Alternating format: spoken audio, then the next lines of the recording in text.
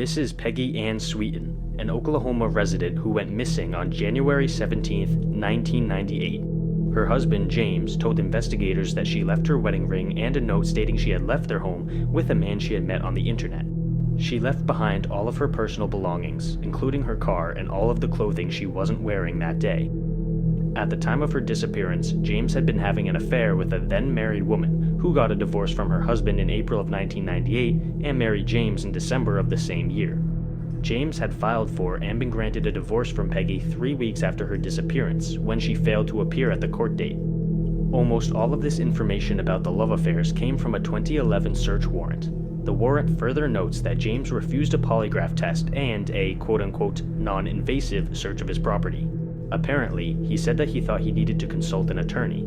The warrant also reported that James, quote, appeared to be deceptive and evasive, end quote, and also, quote, appeared to be attempting to find out how far the investigation had progressed and what the investigator knows and what direction the investigation was headed, end quote.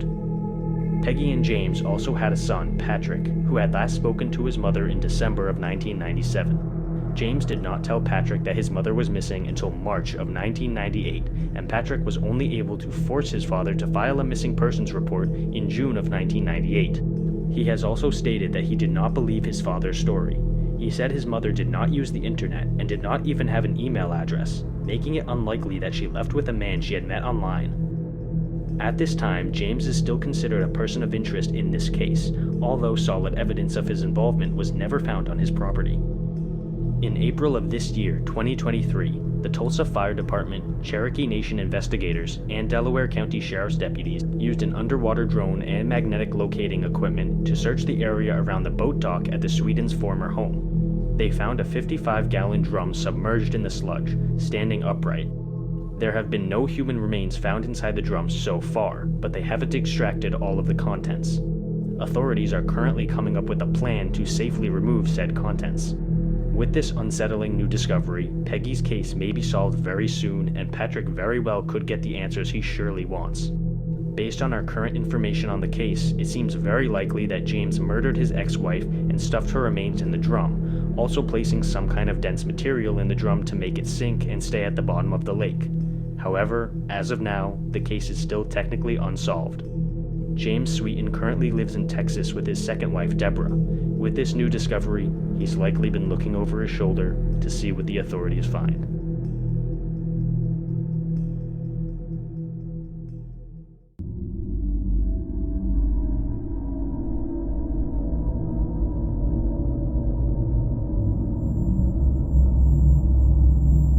This next case is pretty famous, so you may have heard of it before.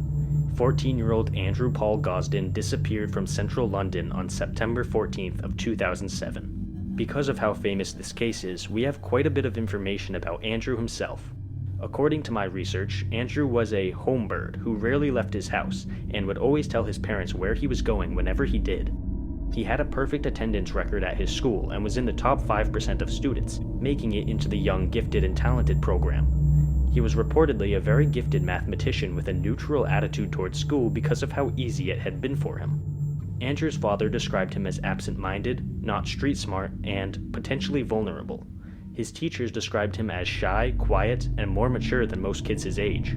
With all of this in mind, it seems strange that, in the days leading up to his disappearance, Andrew broke his routine twice. Rather than taking the bus home from school, he chose to walk home. However, everything else was normal. On the morning of his disappearance, he had trouble waking up and seemed especially irritable, which was unusual because he was typically awake on time. At 8:05 that morning, a family friend witnessed Andrew walking across Westfield Park to his bus stop, but instead of going to the stop, he went to a cash machine at a garage and withdrew £200. He only had £214 in his account. A CCTV system then captured him returning home. At home, Andrew changed out of his school uniform and into casual clothes, taking his wallet, keys, and a portable PlayStation console with him. He left behind all of his other possessions, including £100 in cash he had saved up from birthday money. At 8:30 a.m., a CCTV camera caught him again walking towards Westfield Park. However, this time he went to Doncaster railway station and purchased a one-way ticket to London for £31.40. Interestingly, the ticket seller informed Andrew that a return ticket would only cost an additional 50p, but he insisted on only buying one ticket. At 9:35 a.m., he was seen boarding the train to King's Cross Station by himself, and a woman reported that she sat next to him on the ride. During the trip, he was apparently engrossed in his video game. When Andrew didn't show up to classes that day, his school attempted to contact his parents but accidentally dialed the wrong number.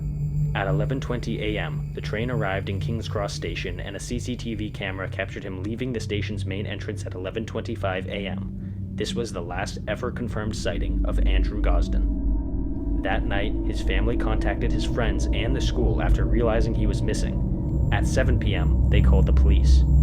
His sister and father scoured his route to school before his friends and other family members joined the search after, but none of them found anything. 3 days later, the police spoke to the woman who had sold Andrew the train ticket. Andrew's father said that him not purchasing a return ticket was not necessarily strange, seeing as he knew multiple people in London and he could have stayed with any of them. Missing persons flyers were distributed and CCTV footage was searched.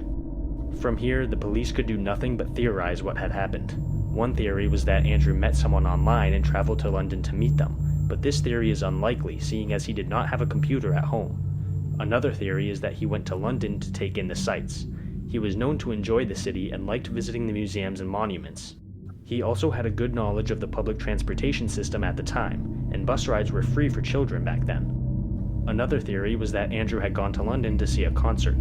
On the night of his disappearance, there were 2 bands playing in London, but there was no evidence that Andrew had attended either concert. There was also an event called the YouTube Gathering in London that day, but there was no evidence that Andrew had attended or even been interested in this event.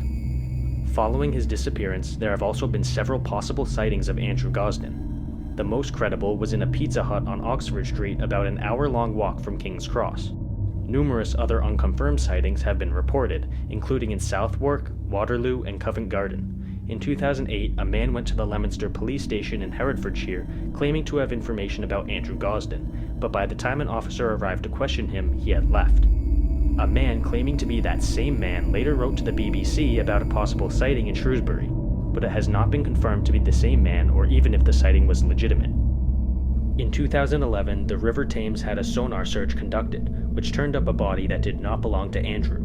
In 2018, someone reported that they had an online conversation with the person who had the username Andy Rue and was claiming to be in need of £200 to pay rent. When they offered to send the money, Andy Rue said he didn't have a bank account because he had left home at 14. This was an interesting lead because Andrew's nickname at home was Rue. The detail about leaving home at 14 was also promising. When the police investigated this lead, however, they found nothing. All of these failed investigations are extremely frustrating in my opinion. There has been a more recent development to the case though. In December of 2021, 2 men were arrested in South Yorkshire on suspicion of kidnapping and human trafficking. One of the men was also accused of possession of child pornography.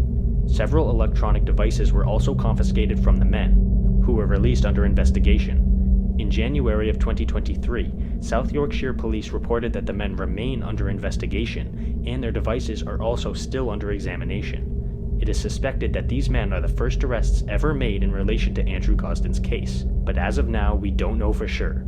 Hopefully we'll get an update soon so that his family can have some closure or even potentially find him if he's still alive. In any event, it's good that his family worked so hard to keep his case circulating in the media because we are potentially close to getting some answers despite the 16-year gap between his disappearance and now. Is Andrew Gosden alive? Was he kidnapped? If so, by who? Maybe we'll know the answers to these questions soon.